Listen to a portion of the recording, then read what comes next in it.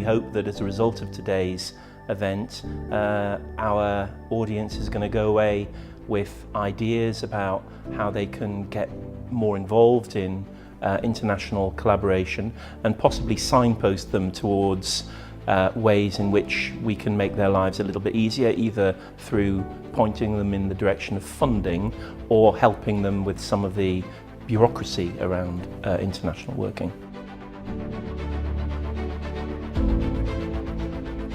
The cultural sector in the UK absolutely lives and dies on the talent of the people working in it, a significant proportion of whom come from abroad, many of whom come from the EU. I think the biggest challenge ahead for international working currently is actually how it's going to pan out, the Brexit. We want to maintain frictionless and seamless touring and exchange of goods and cultural products across the borders, across the European Union. And I think the regulatory framework that's in place could make that potentially really challenging.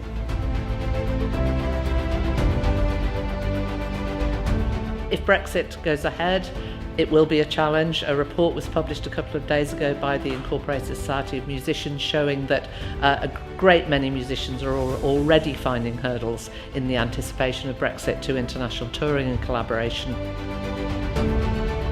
There are 195 countries that are part of the United Nations. So much of the debate, understandably, has been about Brexit.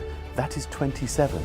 So there's a whole world out there that we need to continue a discussion with, and really we have to learn to listen to them and about how we can work together more effectively and get outside of the limitations that have been part of the debate about the arts and culture in Britain ever since the referendum.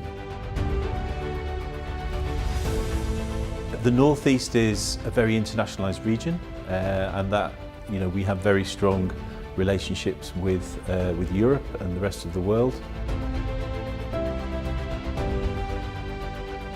I think our biggest challenge ahead for international working is convincing people of the importance of traveling and going out to explore other things and bringing back fresh and new ideas back to our countries and our towns and our villages.